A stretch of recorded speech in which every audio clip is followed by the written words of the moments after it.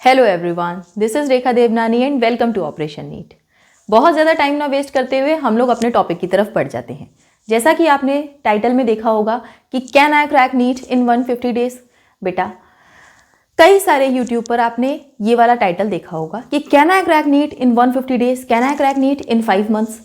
बेटा देखिए, अगर मैं आपको ये कह दूं कि yes you can do it, आप कुछ भी करें आप नीट क्रैक कर लेंगे, तो बेटा उतना ज़्यादा मैं कॉन्फिडेंस से आपको नहीं कह सकती।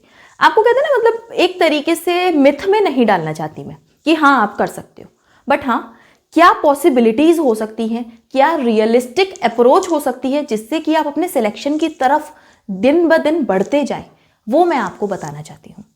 देखिए बेटा, दिसंबर का टाइम है, आपने कई सारे वीडियोस देखे होंगे जिसमें आपको बताया गया होगा इतने बजे से इतने बजे तक ये पढ़ो, ये वाला हमारा कोर्स ले लो और इसे पढ़ना स्टार्ट करो, आपका सिलेक्शन हम गारंटी लेते हैं।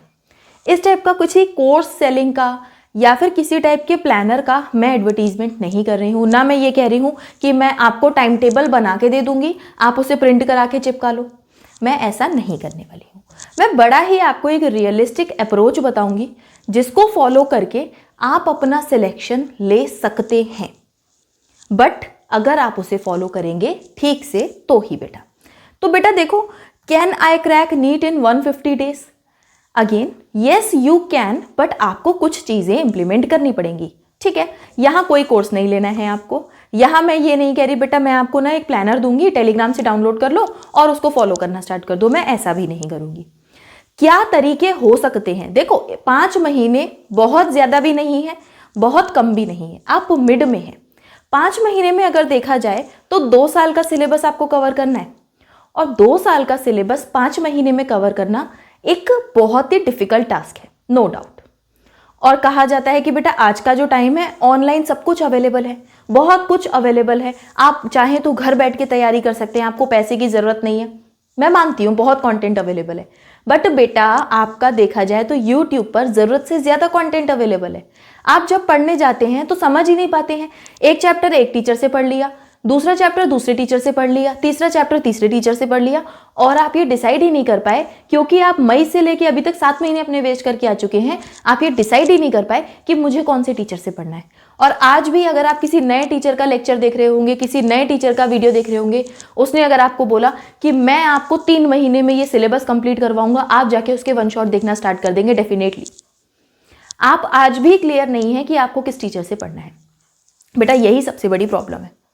सबसे पहली बात आ जाती है कि सर्दियों आते ही आप कोई भी अपना प्लानर देख रहे हैं, आप किसी भी टीचर का प्लानर देख रहे हैं, बट आप उसे फॉलो क्यों नहीं कर पा रहे हैं? ऐसी क्या प्रॉब्लम आ रही है? आपके पास प्लानर होने के बाद, आपके पास मटेरियल होने के बाद, आपके पास आपकी एनसीईआरटी होने के बाद आप अपना सिलेबस कंप्लीट नहीं कर पा रहे हैं। क्या इसका रीज़न है? रीज़न बेटा सबसे बड़ा रीज़न है आलस। मैं मानती हूं दिसंबर आते ही आपने इतने सालों में पढ़ा है, आप 12th पास तो हैं, आप 12th नहीं तो आप 10th पास हैं। आप ये बात समझ पा रहे होंगे, जैसे जैसे दिवाली आती है, दिवाली के बाद से पढ़ाई का जो हमारी स्पीड है वो कम हो जाती है, हमारी जो प्रोडक्टिविटी है वो कम हो जाती है। उसके पीछे का रीज़न है बेटा वेदर चेंज। वेदर चेंज जब भी होता है, सर्दियाँ जब भी आती हैं, तो नो डाउट बॉडी में आलस आता है। बार बार मन करेगा कि सॉफ्ट सा कंबल ओढ़ के मैं बार बार सो जाऊं, मैं कंबल में घुस के बैठ के पढ़ लूं, मैं ब्लैंकेट ओढ़ लेता हूं, मैं ओढ़ के पढ़ने बैठ जाऊंगा। क्यों? क्या आपको लगता है कि ब्लैंकेट ओढ़ के आप पढ़ रहे हैं तो आप जागते रहेंगे, आप सोएंगे नहीं, या फिर आपको आलस नहीं आएगा, या फिर आप उतनी स्पीड से काम कर पाएंगे? दूसरी चीज़, आपने ये कर भी लिया तो आपके पास कोई एक परफेक्ट प्लानर ही नहीं है। दिसंबर से पढ़ना है, आपने किसी टीचर का एक प्लानर फॉलो कर लिया। भाई हर इंसान, मैं मानती हूँ कि पूरे वर्ल्ड में every human being is unique, हर इंसान यूनिक है। तो जब आप सबसे अलग हैं तो आप कैसे किसी का प्लानर फॉलो कर सकते हैं? आपको प्लानर अपना खुद बनाना है बेटा। प्लानर बनाना कैसे है उसमें हम आपकी हेल्प कर सकते हैं। उस प्लानर को फॉलो कैसे करना है उसमें हम आपकी हेल्प कर सकते हैं। 24 घंटे सबके पास हैं, 150 दिन सबके पास हैं। उन 150 दिन के हर 24 घंटे में आपको उस 24 घंटे का एक एक मिनट यूज कैसे करना है वो मैं आपको बताऊंगी। तो देखिए बेटा, जब आप 5 मंथ का प्लानर बनाएंगे बेटा, तो प्लानर में सब बच्चे जाएंगे और कहेंगे अरे मैम मैं तो अब वीडियो स्किप करके जा रहा हूँ, 5 महीने का प्लान बना रहा है, मैं बना लूंगा। कैसे?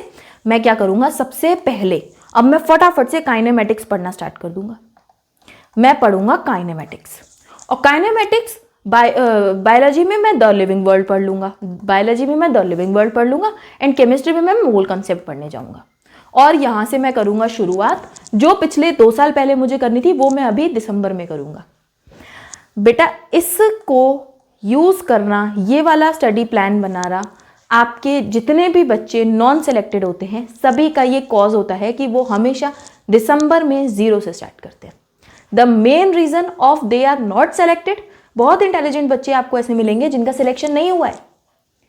द रीज़न कि वो हमेशा 0 से स्टार्ट करते हैं, that is the main reason.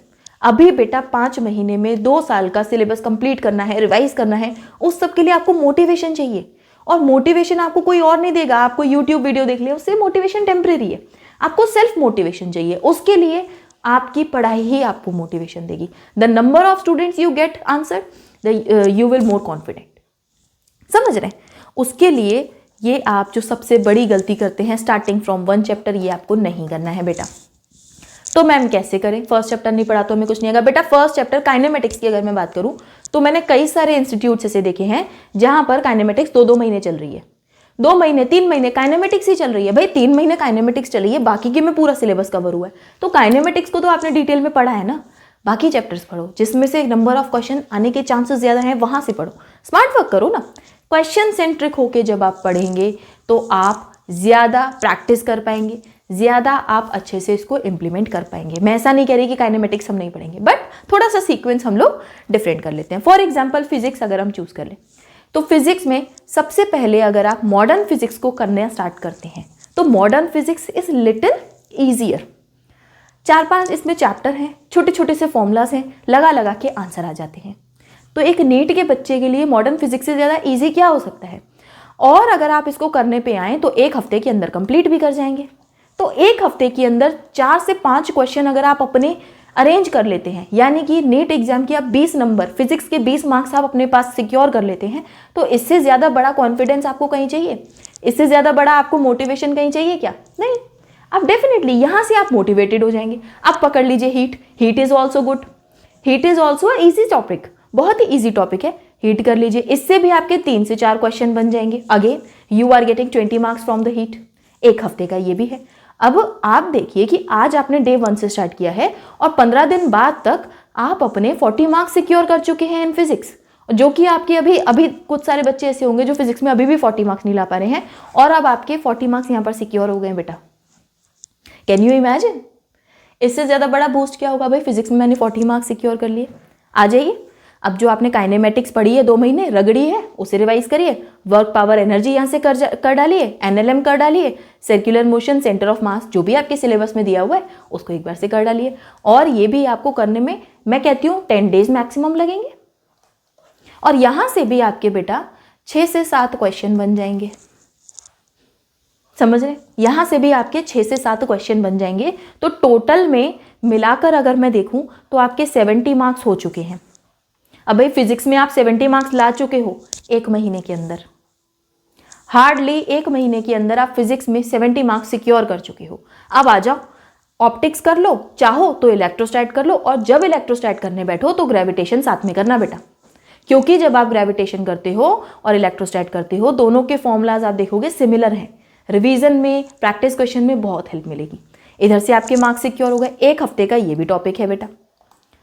इसे कर लिया है तो कैपेसिटर साथ में कर डालो, मैग्नेटिज्म कर डालो।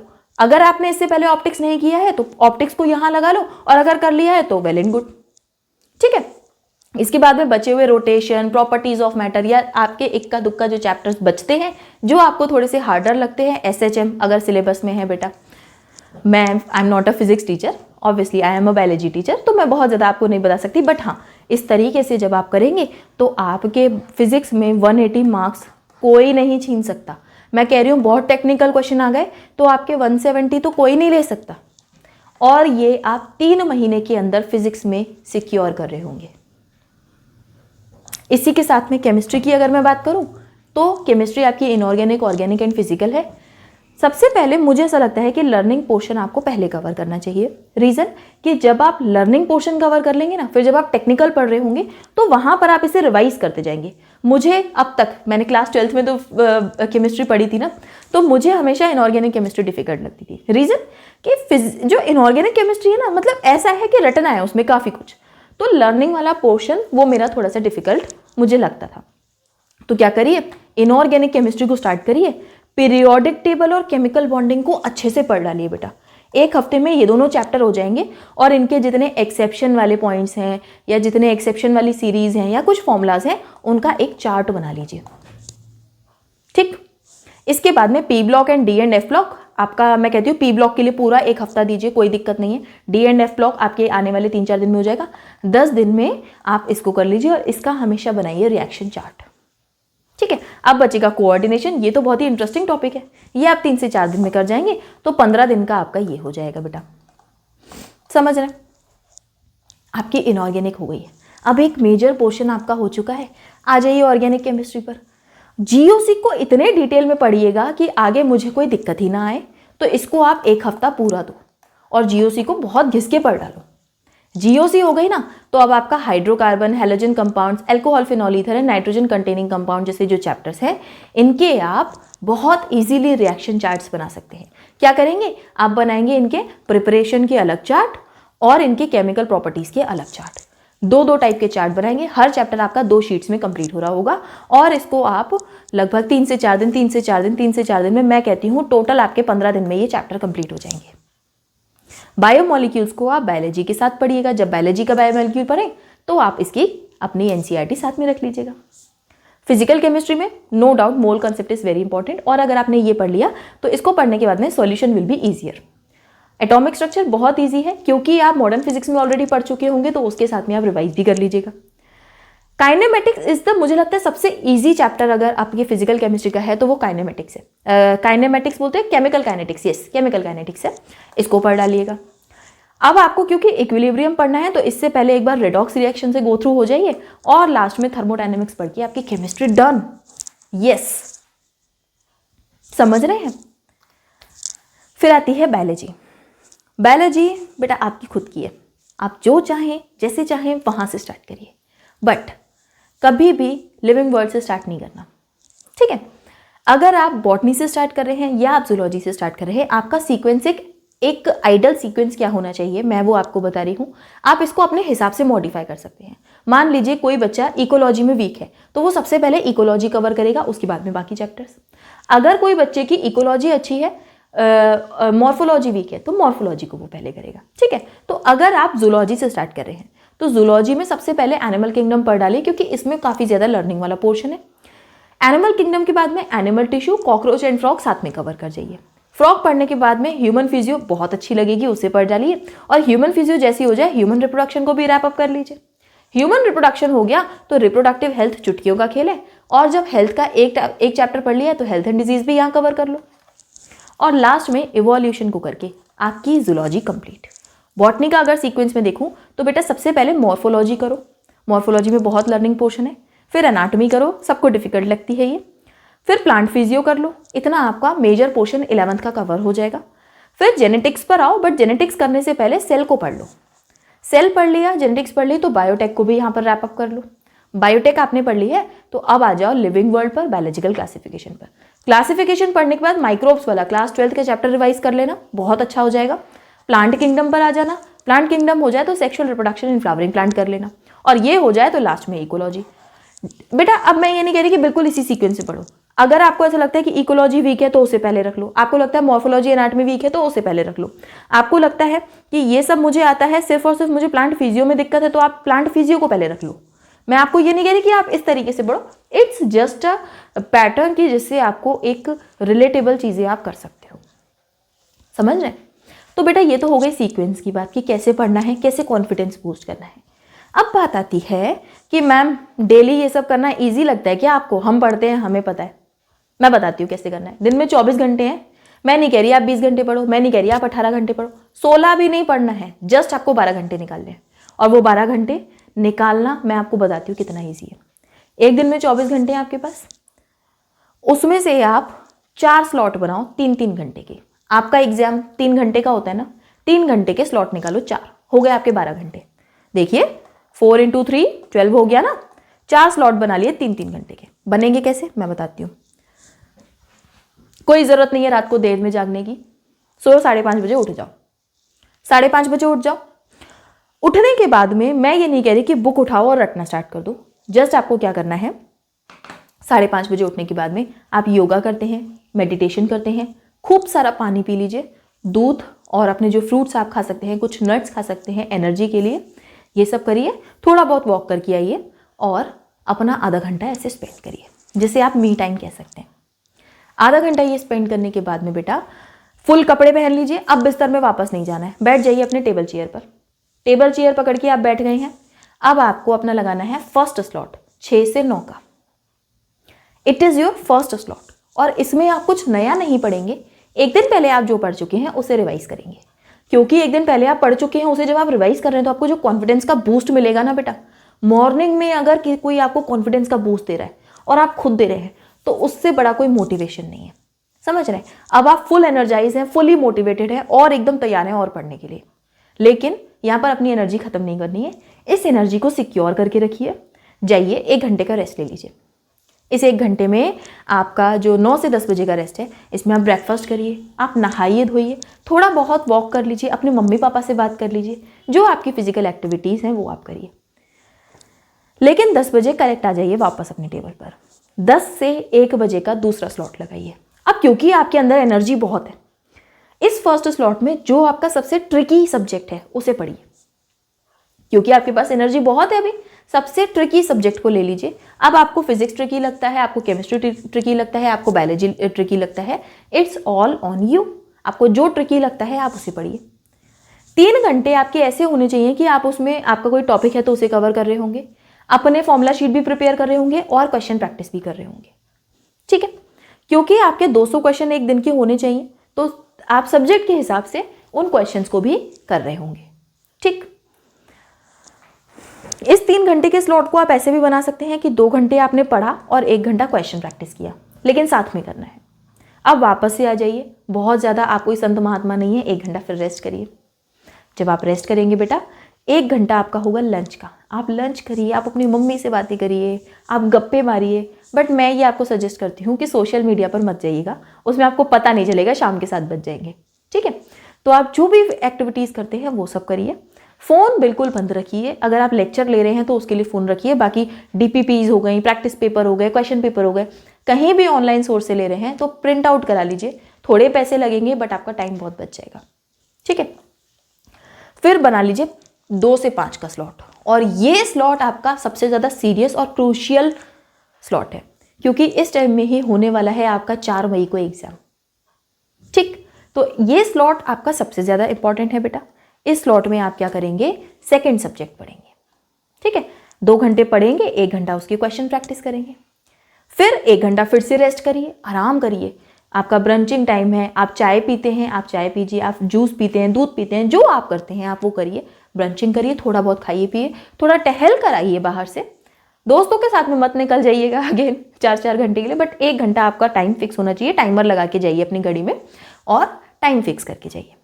ठीक, आ जाइए वापस 6 से 9 वाले स्लॉट में, और इस स्लॉट तक आप थोड़ा सा टायर्ड हो चुके होंगे as compare to the morning. तो इस स्लॉट में आप इजी सब्जेक्ट जो आपको इजी लगता है उसे पढ़िए। 2 घंटा पढ़िए, 1 घंटा क्वेश्चन प्रैक्टिस करिए, और 9 बजे अब आप में अगर एनर्जी बचती भी है तो भी नहीं कि मैं 2 घंटे और पढ़ लूँ। No, you don't need to study more. अब आपका हो चुका है बेटा।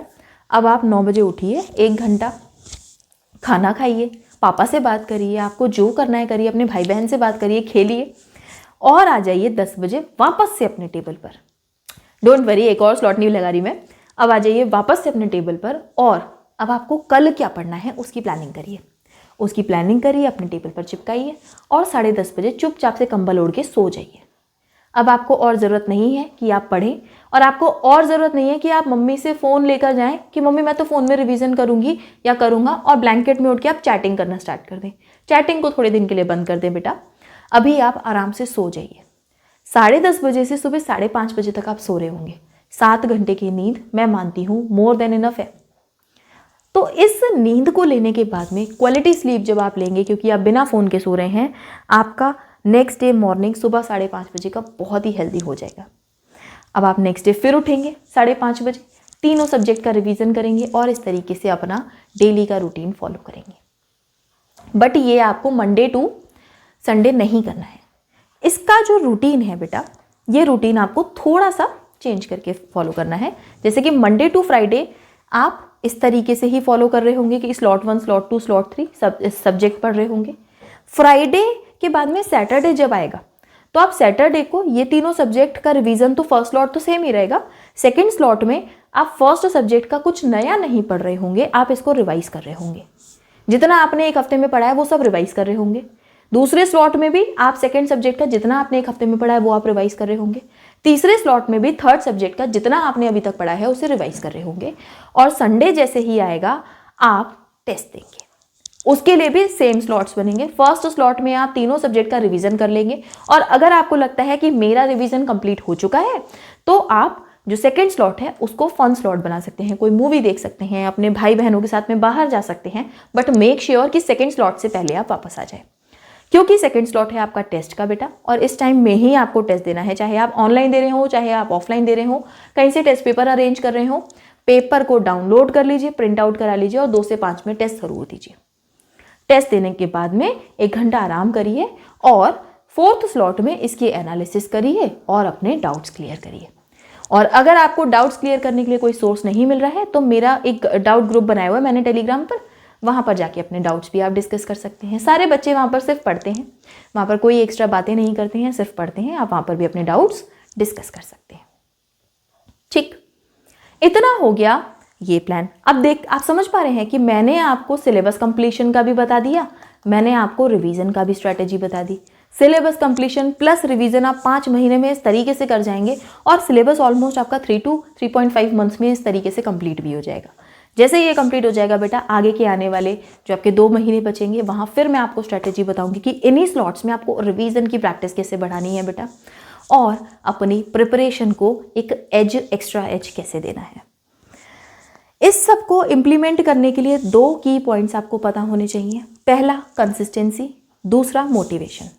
मैं मोटिवेशन, कंसिस्टेंसी से मोटिवेशन आएगा और मोटिवेशन से कंसिस्टेंसी। इस सब को फॉलो करने के लिए बेटा आपको पहले दिन में दिक्कत आएगी। मैं सुबह 5:30 बजे ही नहीं उठ पाया, अब मैं क्या करूं? क्या मैं कल से करूं? नहीं, पहला स्लॉट हो गया ना, दूसरे स्लॉट से स्टार्ट कर लो, लेकिन नेक्स्ट डे फिर आपको पहले से स्टार्ट करना है। समझ रहे हैं? आपको थोड़ा टाइम लगेगा, पहले दिन से आप नहीं कर पाएंगे, मैं जानती हूँ पहले दिन से पूरा नहीं हो पाएगा, बट डिसअपॉइंट नहीं होना है।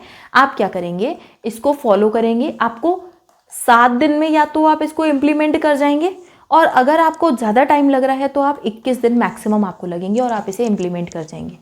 21 दिन आपको हार्ड वर्क करना है, खुद को पूरा झोंक देना है, लेकिन उसके बाद में ये आपकी आदत बन जाएगी बेटा।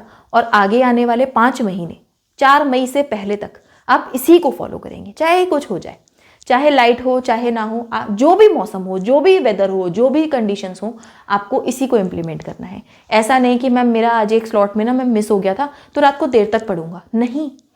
अगर कोई स्लॉट मिस हो गया तो उसे छोड़ दो, लेकिन नेक्स्ट डे मॉर्निंग में सुबह 5:30 बजे ही उठना है, क्योंकि आपको नेक्स्ट डे खराब नहीं करना है, आज के चक्कर में कल नहीं बिगाड़ना है।